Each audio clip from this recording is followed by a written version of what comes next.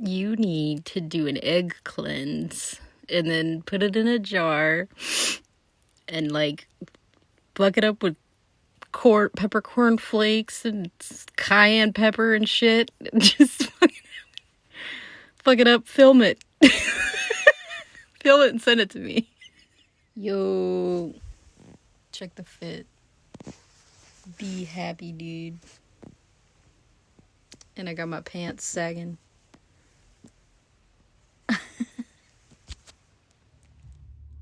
Hi, YouTube. So my therapy was canceled today, and because my therapist is out of town for a couple weeks. So I'm just chilling. I just dropped off an application and went to the gas station and filled up my tank. My hair's looking a little cray, but I kind of like it. It's giving goblin. Honestly, the only thing missing from this outfit are the ears. Wearing like cool layers, and my pants are sagging. I love it. So I think I might continue with this big mall pant thing that I'm doing. Well, usually on like therapy days,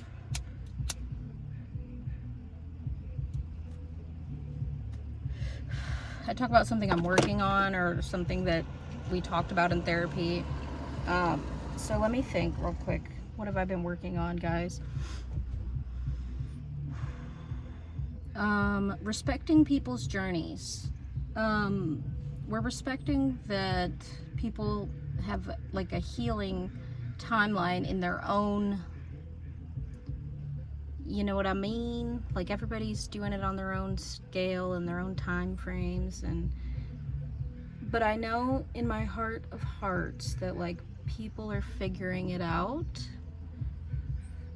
And also we've been talking about healthy boundaries and communication. That's been a big thing this week.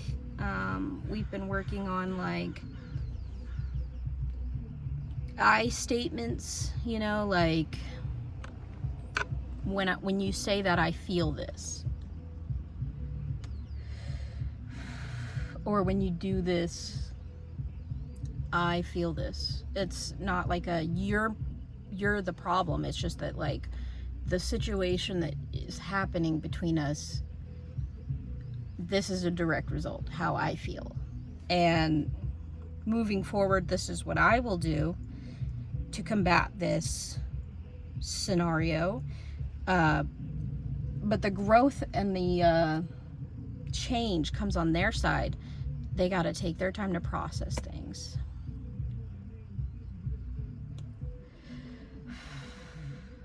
Just like me, I have to take time to process things too. Check out the nails. Black and yellow, black and yellow. Yeah. You know what it is. Everything I do.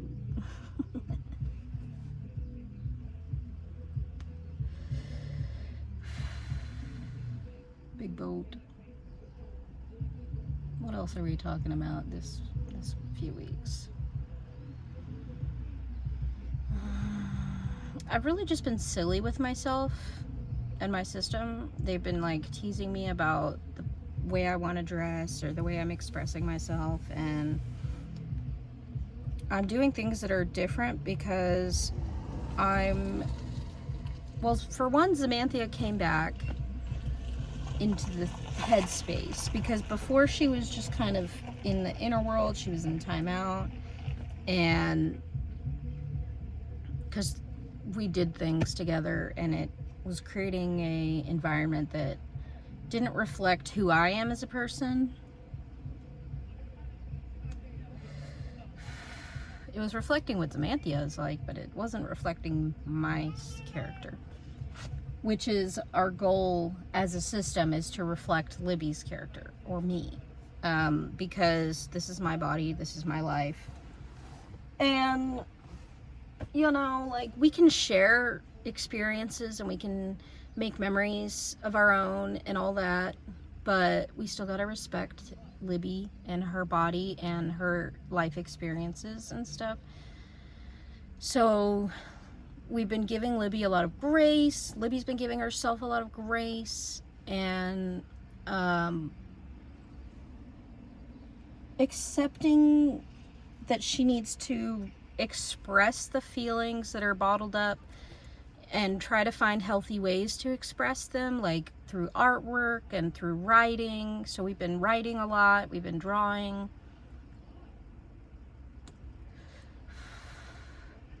We've been using that journal that we gave to Guillermo. We both have one, so it's like we can fill it out and then show it to each other when we see each other again. I don't know if I'll ever see that man again, but he's kind of made some movements. I don't know what else to call them. He's just... we grieve different. You know, I grieve different.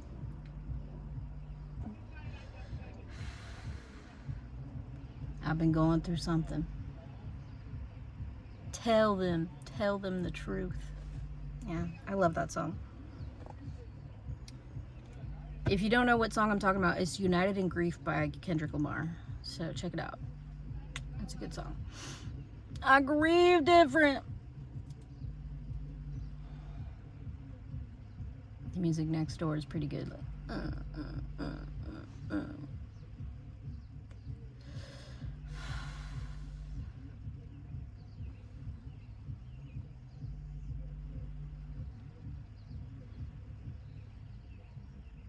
Oh yeah, I've been dancing a lot. Dancing in my room. It's like a party over here, dude.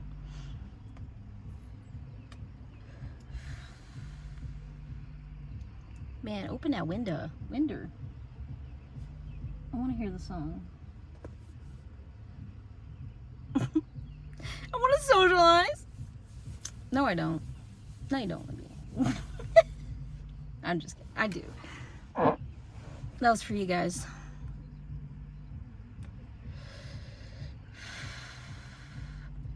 I noticed that Zamanthia got a lot of views, so that is good for her, you know? That's fucking awesome, dude. I'm glad that the people seem to like Zamanthia. She is really cool. She's very full of life and expressive and fun. And those are all aspects of her that I appreciate. And I let her express those things. I let her just be herself. And we had really, like, a lot of fun at the birthday party that we went to. We were just, like, spinning around. It was me, Goliath, and Zamanthia. And we were just spinning around, socializing, talking to people. Goliath was talking to someone about soup that we had made, and yeah,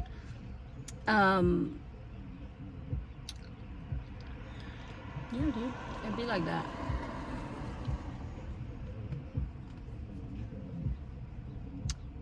Now I'm thinking about food, like what to cook.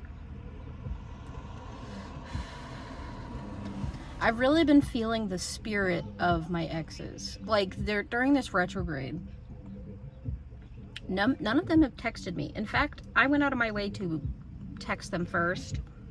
I was like, you know, I don't know how you feel about me. And that's cool. I don't need you to express it. But I only see us as friends. That's what I've had to, like, tell exes. I'm like, we're friends. Don't reach out to me. You know, like... And some of my exes, like, the ones that I dated long term, I don't talk to them at all.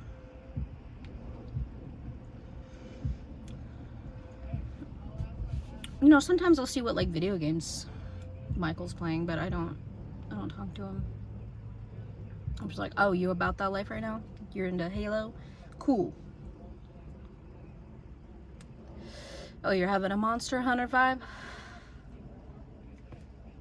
It just makes me remember, like, those games, and I'm like, oh man, I kind of wish I could play that right now. I had a dream that I was fighting vampires, and there was like, it was like a cult of vampires, and there were women, and they were very strong and scary, and but they didn't like, it wasn't the way they looked. Like, they looked pretty and like just like normal people, but the creature they were was really scary. And there was like a gaggle of kids. I don't know what they were trying to do with them, but I was trying to get them out. And they were in fight or freeze. Like, they were, or flight or freeze. Like, they were frozen and they wouldn't move. And I was like choking the shit out of these vampires, and I was like, just like all my anger into them, and I was like, get the fuck down, you know, like really just trying to kill them. And I didn't have the weapons or tools, and I was, at one point I found like a stake, and I was like trying to stab them, but like they were stronger than me and I couldn't stab them. And so I'm fighting these vampires, and I'm like trying to tell the kids, I'm like, go out the window, go get to shelter or something, like go. And they wouldn't move. Like, they needed me to take them there, but I couldn't, because when I stopped fighting the vampires, they were like overpowering me. So like I couldn't stop and help these kids. I had to like be subdued by these vampires. And then I was with the kids, and I was like, look guys, I'm gonna try to attack them again. I need you guys to like go. And then I would try, and then the kids wouldn't go. So it was a really frustrating dream. I woke up and I was like, fuck these vampires, dude.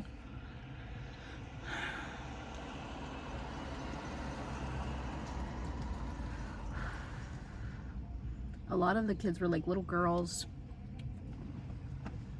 There were different ages. Anywhere from like 6 to 12. Yeah, 6 to 12, I think. I'm gonna smoke some weed. You already know, guys. Sunrise, sunset. Ow, what the fuck?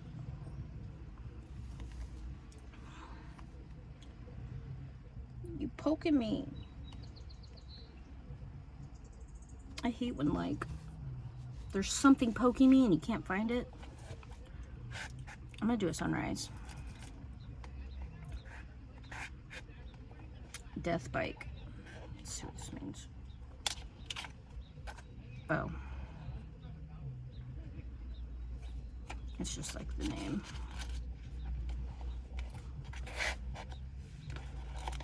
I love these boxes, dude. I want to keep them. What is this? Durban cheese and death bike. I guess I'm smoking a death bike. I feel like that's wrong. Like the pink ones are the cheese ones, but I don't know. Because this one's red, but the blue ones are in the red one. I'm gonna switch them out. Here we go. Put the blue with the blue. I don't know what to put in these. Like, they're so little. But I want to keep it, and I want to put stuff in it and like carry it around and then whip shit out.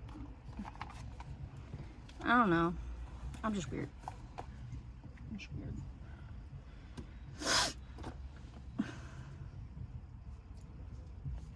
What the fuck is poking me? About to be like, hey man, you want some of this?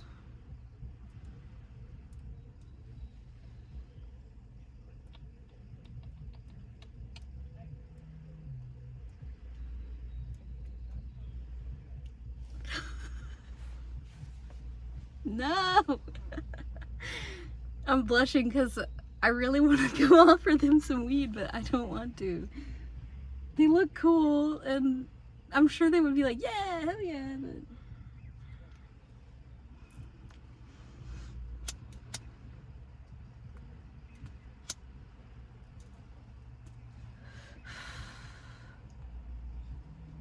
Oh, that's some sativa right there. You can like taste the difference. thanks for hanging out with me, guys. I'm sorry I'm not, like, entertaining like Samantha is. And by me, I mean Libby. I'm Libby today, or right now, in this very moment. But sometimes I speak in outside of myself terms because I am also we. You know, like, we experience things together. We are viewing this world together. So I speak in we terms, like as if I was a couple with myself, you know, which I basically am. But there's 7. But they don't all come out. So, like, and I've also experienced some, like, unknowns, like people in my system or people who are entering my system and they're not from my system. And I just kind of play it out to see what they're doing or, like, who they are.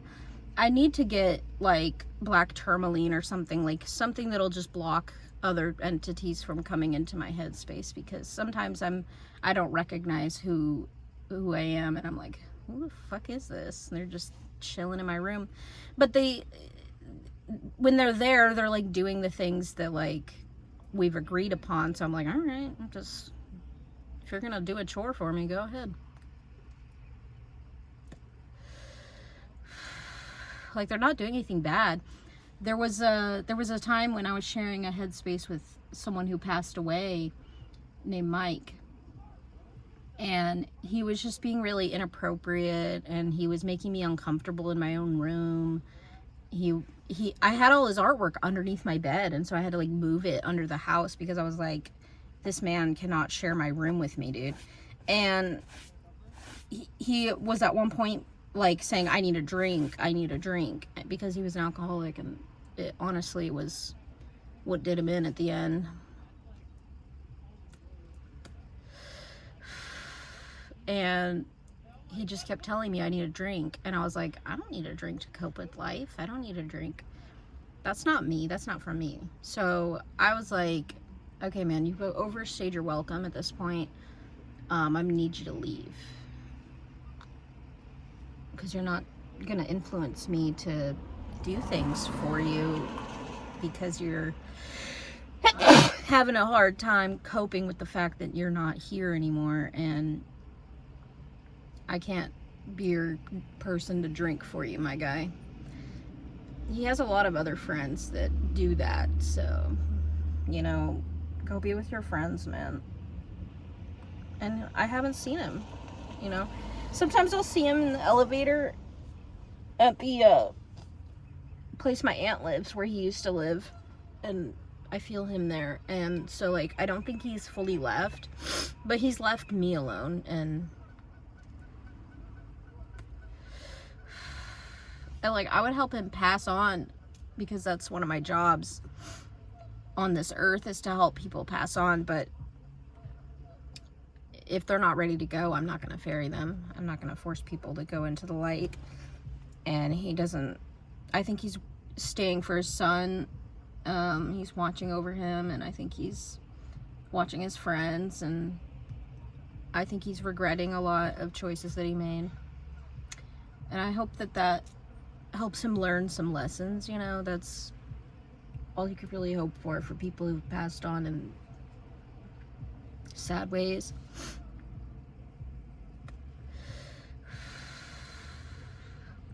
And I played a part in protecting his work.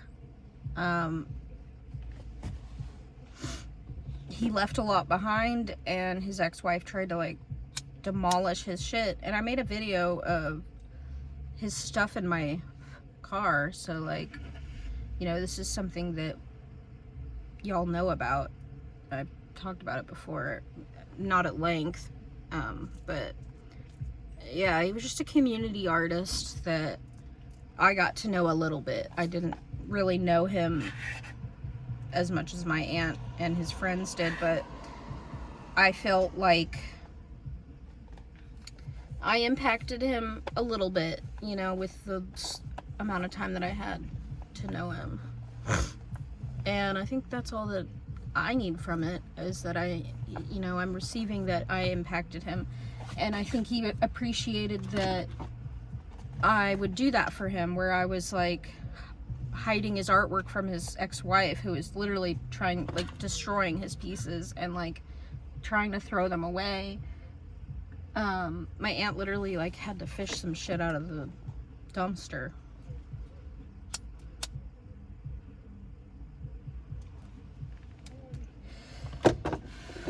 And my aunt is disabled, so like imagine a disabled tiny person that is in a wheelchair climbing into a dumpster. That's a good friend, dude. That's a homie. So shout out Mike.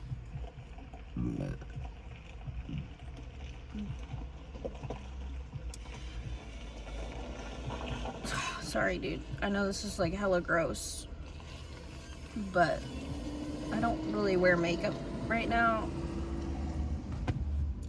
So I just like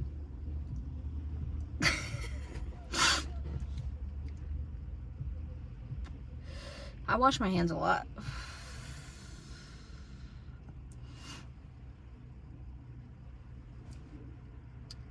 Yeah, that made a pretty big impact on me, doing that for him.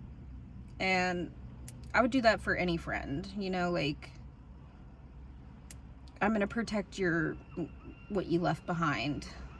And I feel like my phone is what I'm leaving behind. Like, not that I'm gonna die anytime soon. I think I'm gonna be really old. But I think when I stop using my phone, because I know there'll come a time when I'm older and I just don't care about my phone as much. But I'll keep it because it's got all this stuff in it from my adventure here, in moving to Seattle and making new friends and creating an art community with my family and my friends, like creating this persona of myself and like expressing myself and like discovering myself publicly, kind of, because I'm not on social media really. I'm on Instagram, but I don't really post on there, and YouTube, and that's literally it. The rest of my time I'm drawing, doing stuff around the house, exercising, dancing, listening to music, making things, like making plans.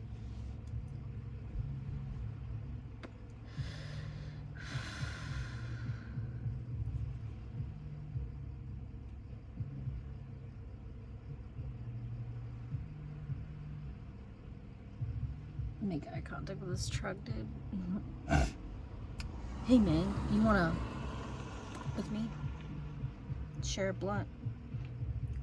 We can roll it up. I need to clean my car out.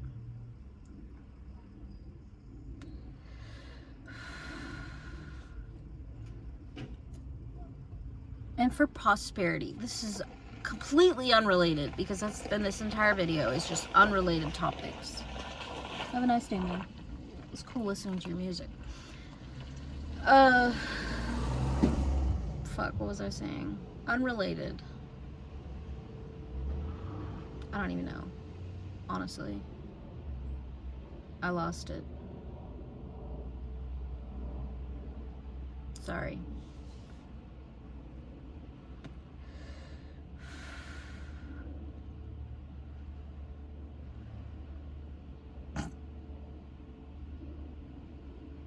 Yeah, the music turned off and my thought train went away. I don't know what I was thinking about.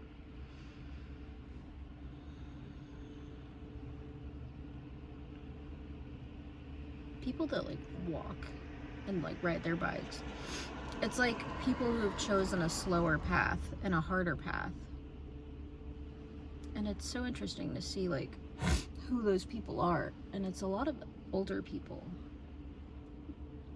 I've noticed, like older ladies walking, and I'm like, yo, I wouldn't walk on this path. let alone at your age, you know. There she goes. Walking. This island has a lot of hills that even my car struggles to get up.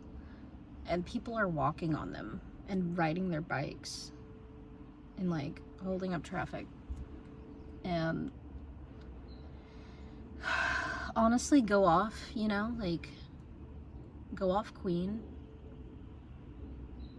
I'm happy for them to have made the choice to like walk and ride their bikes.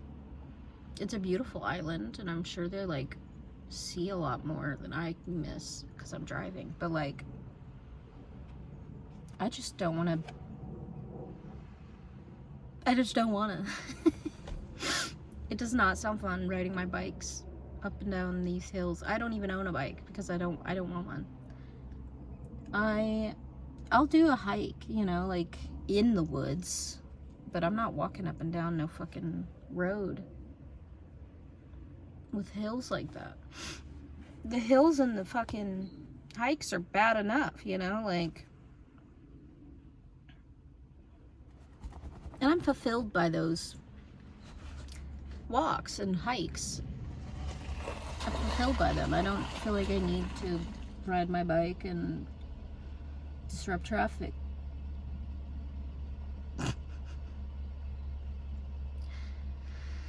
What was that guy's name, dude? Fuck. What is his name? I saw him at the store and I knew his name.